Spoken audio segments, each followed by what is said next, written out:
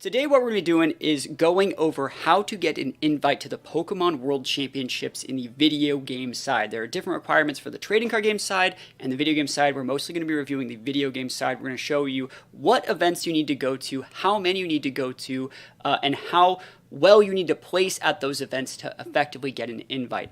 An invite to the Pokemon World Championships, like I said, it's different for VGC and TCG. In TCG, it costs a lot more depending on your region.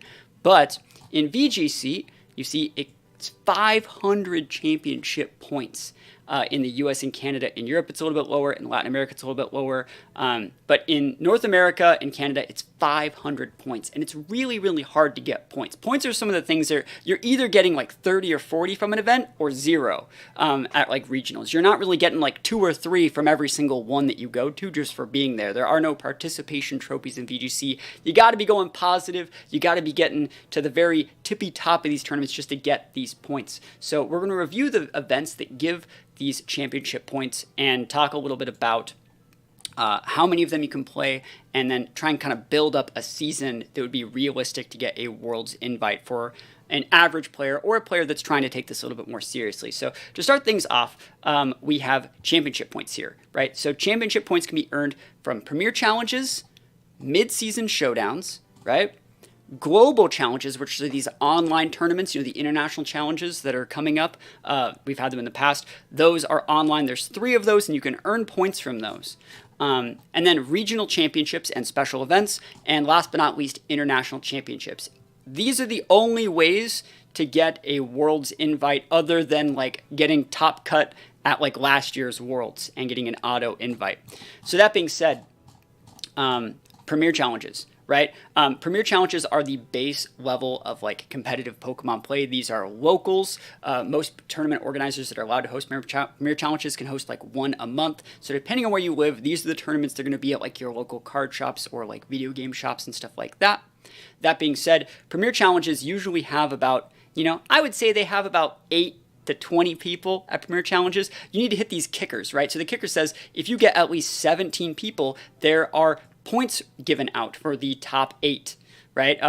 If you get at least 48 people, there are points given out to top 16, right? So just because like it says 4 here for top 32 and you come in 28th out of 32 people, well, your kicker was 17, which means you didn't get anything, right? You'd have to have at least 80 people to get those 4 points. So that being said, you need to get like in the top 4 or top 8 of most Premier Challenges because the kickers are usually 8 on an average size Premier Challenge. So you're going to be getting 8 to 12 points from most of your Premier Challenges. And the thing here is Premier Challenges have a built-in best finish limit of 6, right? Of 6. So you can only get points from your best 6 Premier Challenges. So these people that are chasing those World Invites, they're getting 6 Premier Challenges filled out in 1st or 2nd, right? They're getting, I would say, an average of like 100 plus points of their 500 points required in the US from specifically Premier Challenges. That's how most people are probably going to be doing it. I know for me right now, I think I have 80 of my points from Premier Challenges, like 82, and I haven't even finished my best finish limit yet. So I still have 1 more to go. I have 2 first places, a 2nd place, a couple top 8s, and a top 16 from one of the larger Premier Challenges that was at a regional. And that's kind of where all my Premier Challenge points are right now. That being said, you want to really try and get these top 4 placings, specifically like the 1st and 2nd, because it's so much more points. Like the difference between 1st and 2nd is like 14 points, and that's just like a lot of points. So you don't want to leave those on the table. So going down to Midseason Showdown, these are the next level up of events. There's usually 1 of these per month or every other month at your like local card shop or game store.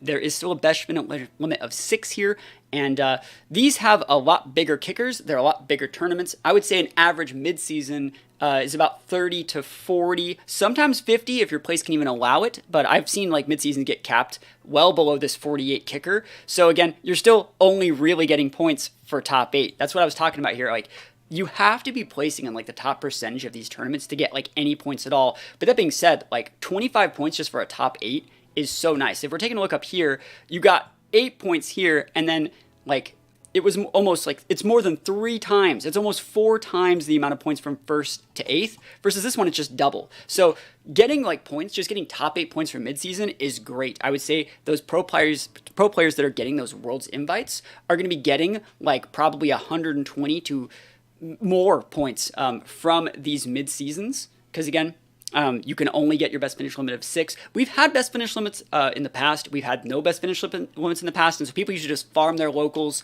and get all their whole Worlds invite off these mid-seasons. And I would say you really want to be able to finish out a lot of your invite thanks to Premier Challenges and Mid-Seasons. They do have Premier Challenges and Mid-Seasons at Regionals, but realistically, these are the events that are going to be more local to you. You want to hit these up as often as you can if you're trying to get that Worlds invite. I think right now I only have like 50 or 60 of my points from Mid-Seasons just because I've only really gone to a handful of them at my locals. I'm going to plan on doing the rest of them at the second half of the season. But yeah, I'm trying my best to give the knowledge because I feel like people don't really go over this stuff and how important it is to be consistent and do this like as often as possible. You don't just get a Worlds invite by playing for like a month. It's something that takes a whole year, in my opinion. You have to go to multiple locals. And remember, these are your best finish limits of 6, right? They're not seeing the 20 plus of these you're going to have to do to get like top 4 points from all of them to actually get the invite. Like I said, best finish limit of 6 on Premier Challenges. You're going to have to go to like 20 or 30 of these to finish this out in a respectable way to get that at least 100 points. Is there an online challenge soon? There is. I think it's the same weekend as Knoxville. And that's what we're going to talk about now. This is a global challenge. Now, it's really cool that like online challenges. Let me answer this question. I just signed my first MSS today and was told to look up this info. This is a huge help. Well, happy to help. Yeah, mid-seasons are really nice, and they give way higher points than PCs.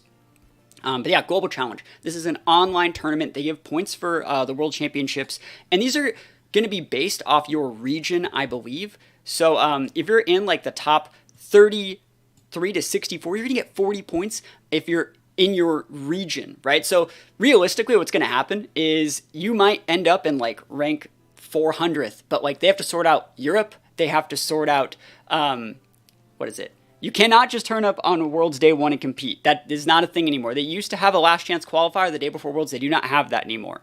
But in these online tournaments, it's going to be sorted by region, right? So they're going to have to filter out all the Japanese players, all the Korean players, all the European players, the Latin America players and stuff like that. And so it's based off region. So realistically, even if you're in like rank 5th or 600, you're probably you're going to get like 30 or 40 points from that global tournament. And it's funny that they're making them all happen. Actually, the dates for all of them, I think, already are live.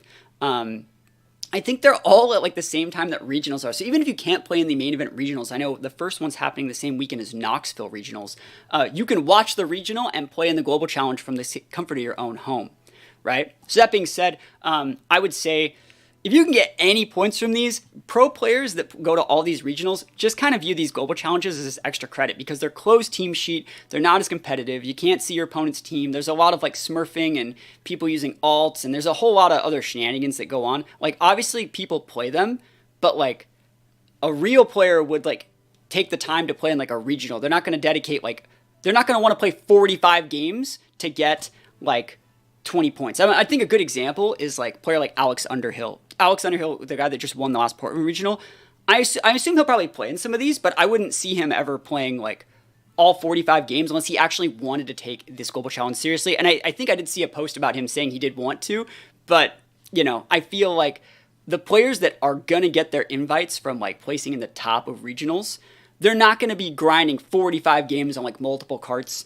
just to get 20 or 30 points here. They're just going to take the day off. They're maybe going to watch the regional, have fun with their friends.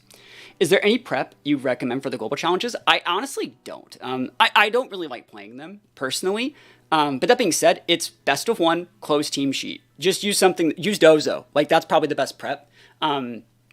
Like it's closed team sheet, best of 1. I would say the best advice I have is playing on the second day in like the middle of US time, because you want to avoid all the JP players if possible because they will be playing in the tournament. And you don't want to play right when it starts because that's when everyone's going to play. You want to play a little bit after it starts on like Saturday morning when like just random people, not Saturday morning, like Saturday early afternoon when just random people who maybe work all week have the time off to play. They're going to play a few games. You want those free points. You also want to wait a little bit to play and let people get points. So that way when you're starting at 1500 in this global challenge, you're going to be playing people that are 1516, 1532. So you're already playing people who have points, which means when you win more points than if you just played at the start and beat someone that was 1500 in the same ranking. You register online on the Switch. I guess I'll show you how to do that right now. If you're at all interested, remember you have to have your Play Pokemon page set up with your Switch. You just go to the Poke Portal here. Are the Europes like North America, Latin America, Europe, or each country separately? I think it's each region specifically. I would say don't play in the mornings. Mornings are never free.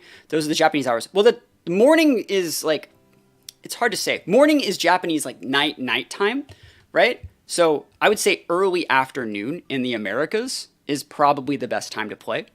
And like I said, they're best of one closed team sheet. So again, what you want to do is go onto the battle stadium right here and go into online competitions. I don't know if you can sign up just yet, but right here, official competitions, you have to set your age and location and stuff like that. Make sure you have that set. But you search for competition. Let's see if it's even up yet, because I don't even know if it is, but this is where it would be. And you can play up to 45 games. You can play 15 games per day. And they carry over into the next day. So there's no competition found. It hasn't really gone up yet, the official like sign up page.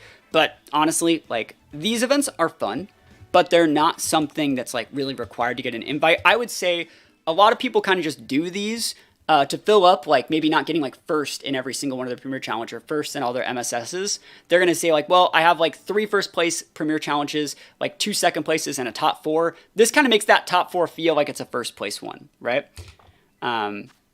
That's just my opinion on how, these global challenges work. But the first place does get 160 points. Now that being said, if you won all 3 online tournaments, if you won all 3 of them, I think this is really weird what TPCI did. It's kind of cute. It's kind of bad though too.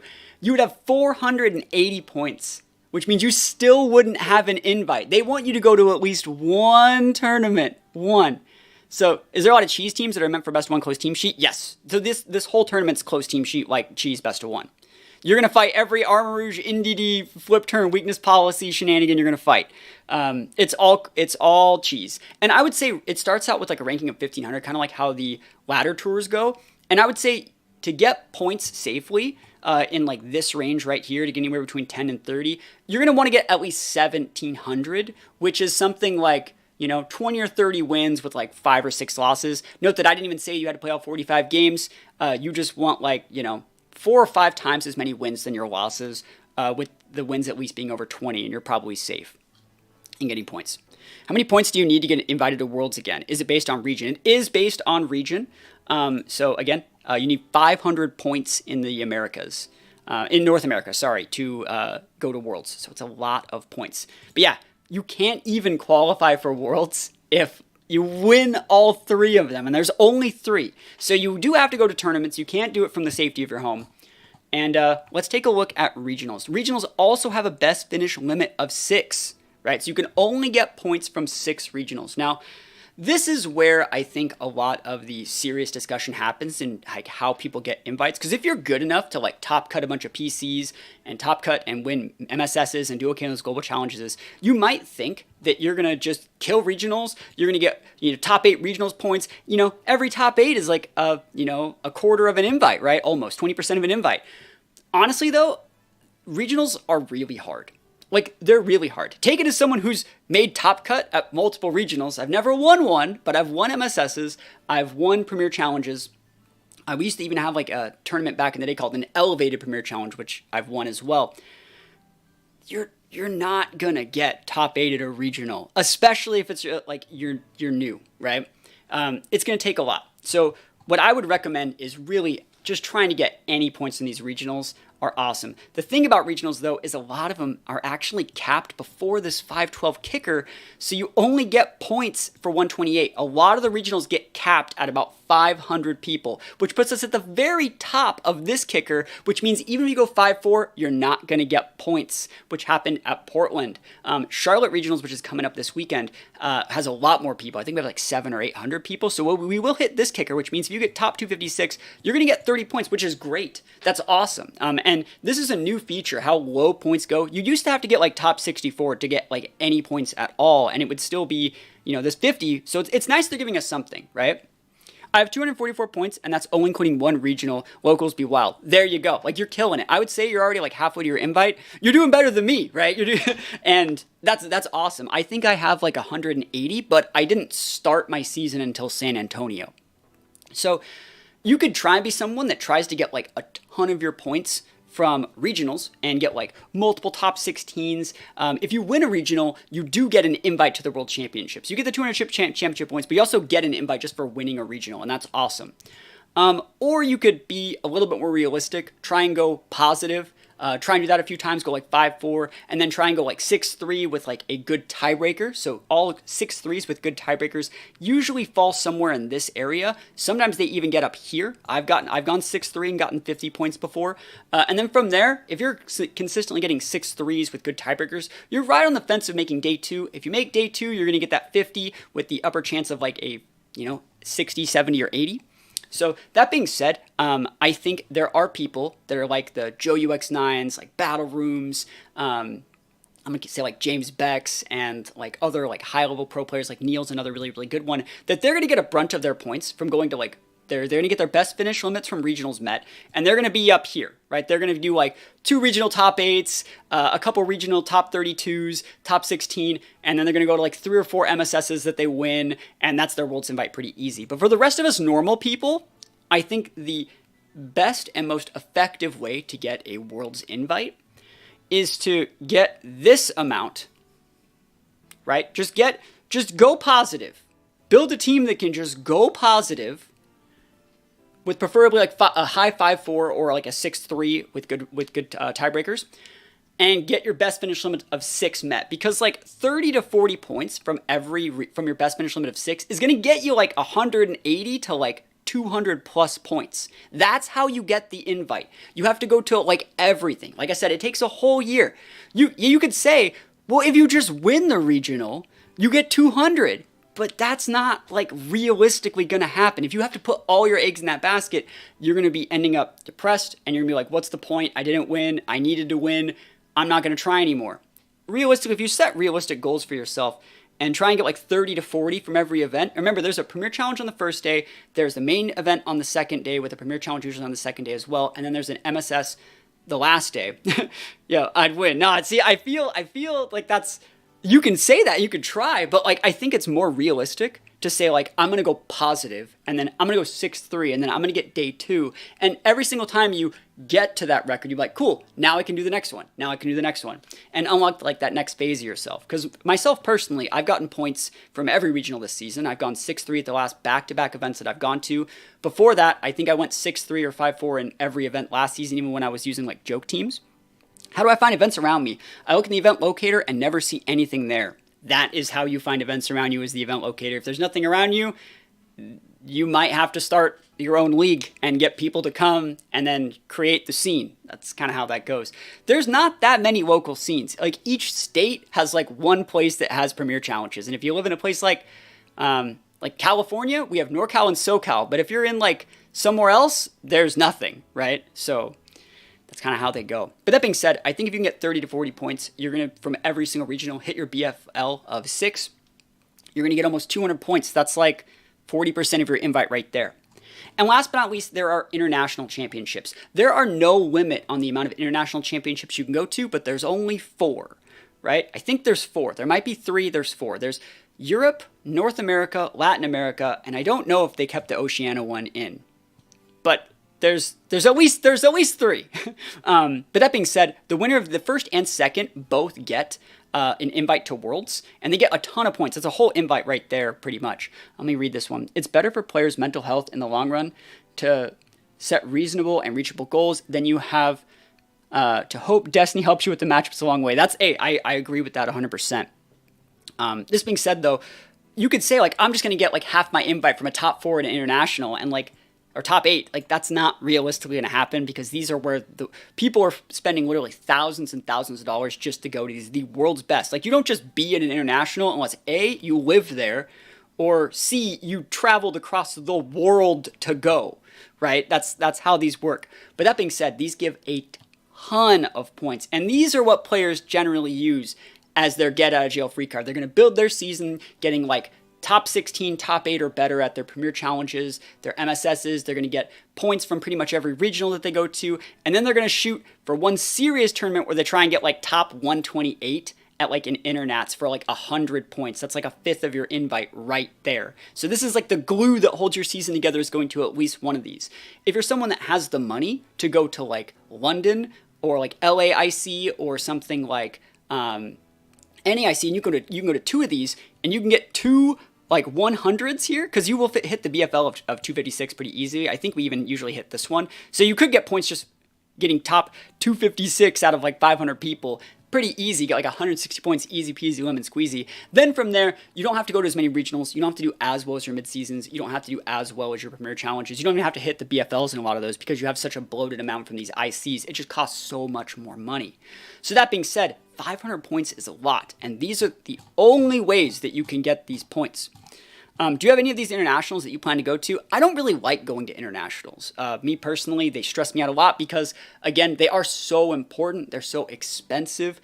Usually, I like to see it. If I'm going to one, it's because I need the points. And so it makes the whole experience not as fun for me. I'd rather go to an international after I already know I have my invite.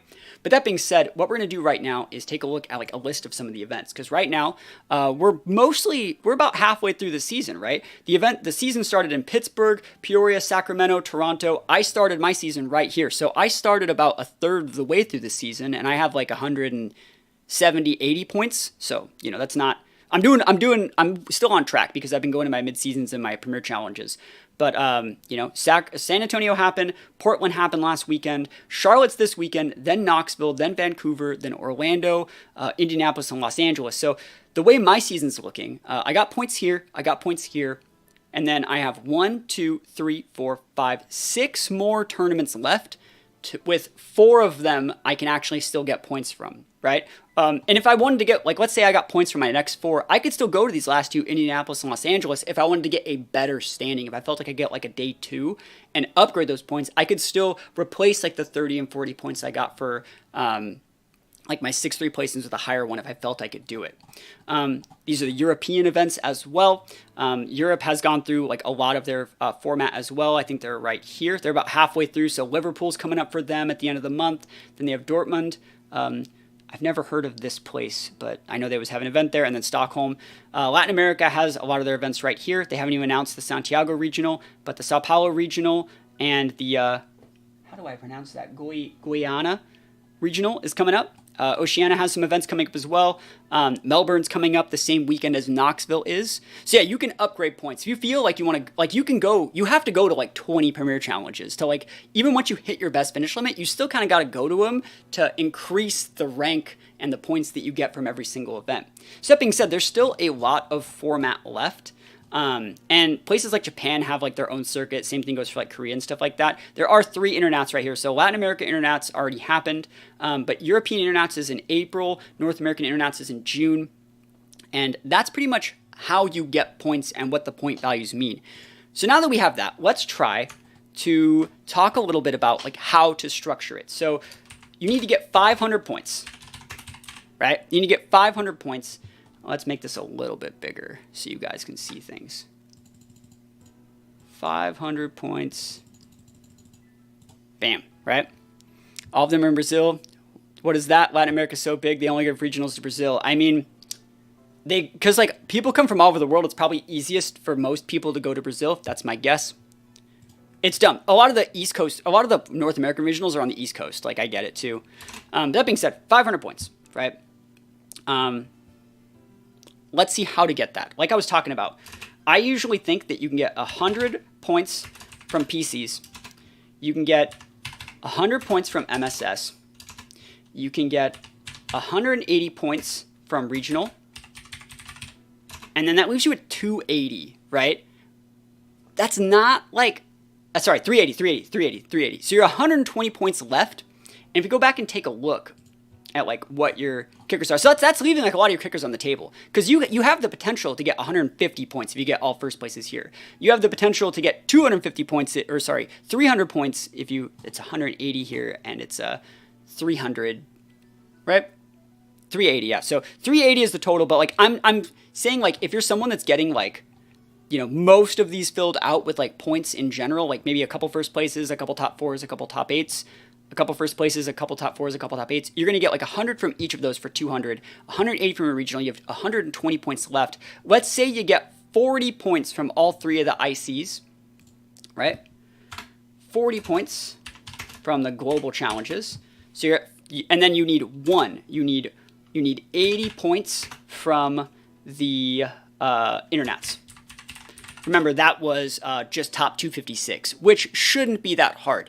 I would say this is what most players of like that, unlike the the Joe UX9s, people to get like thousands of points. This is what like the average player who goes to events is shooting to get. They're trying to fill out decent points from their premier challenge with a couple first places, couple top fours, couple top eights.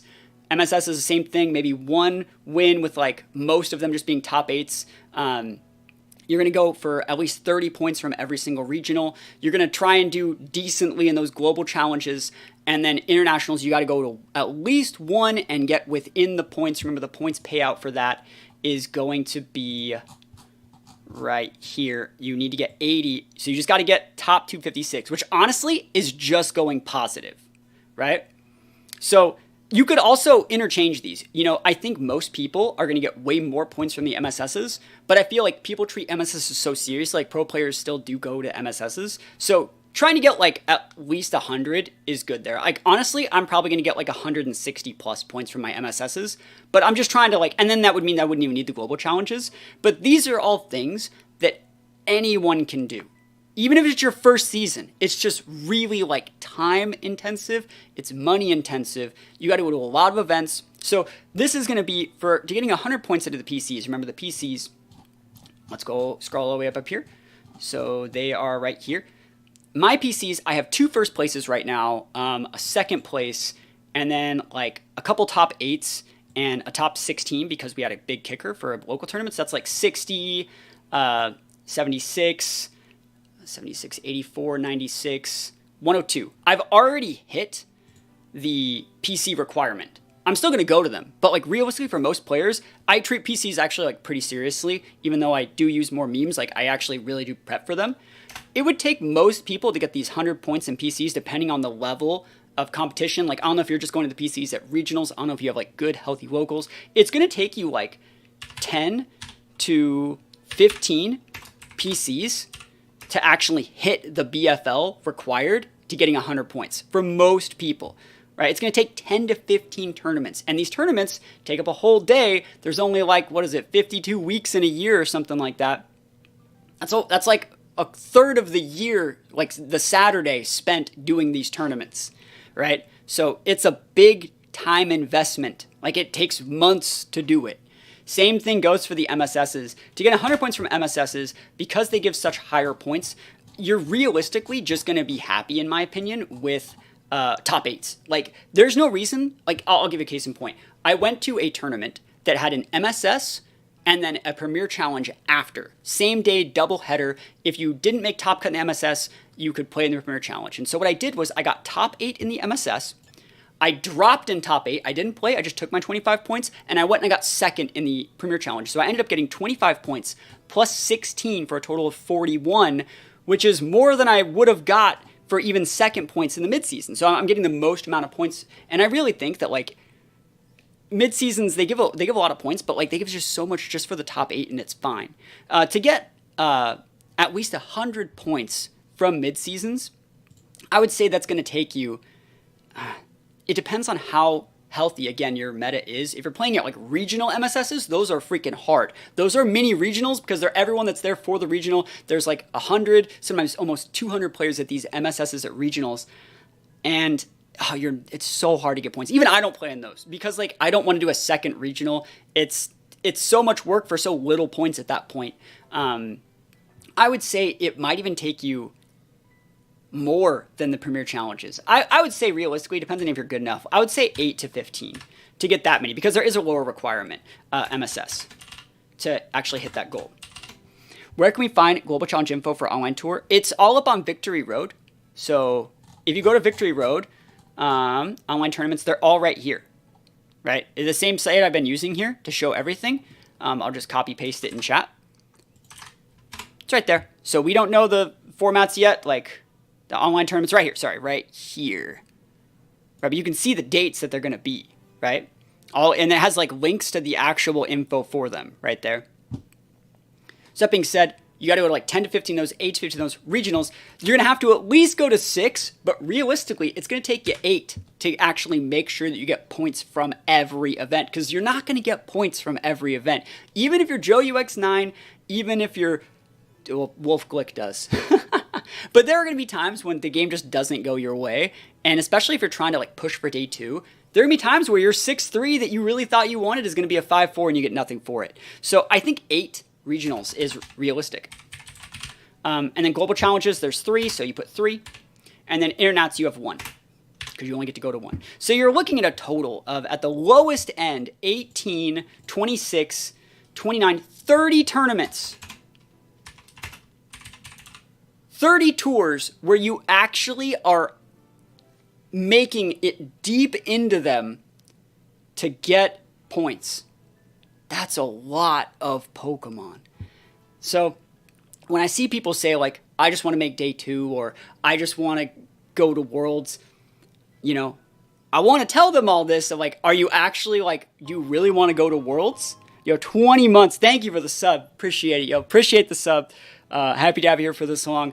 Do you really want to go to Worlds? Have you actually been putting in like the sweat equity like required to build a whole years-long season to do it? Because you could be the guy that just like wins a regional like Justin Tang, and by the way, he's goated. Or you could theoretically build one smart, like build it up over the course of a year, get a little bit of points from every single event, and you know, make your own Worlds invite. And I feel like a player that does stuff like this is only going to get better over the course of the year.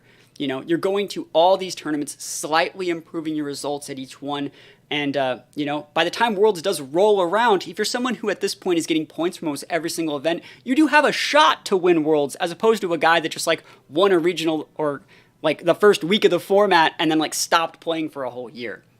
So hopefully this enlightened you guys a little bit on how to actually get a Worlds invite. I know it's something that a lot of people don't really talk about that much, and I feel like people say, yeah, go to regionals, it'll be fun, but like they never talk about like how to get the Worlds invite, everything you need to do to go into that. And I just wanted to make it a little bit more clear for people that kind of wanted to know how the point values work for these sort of things. So there you go.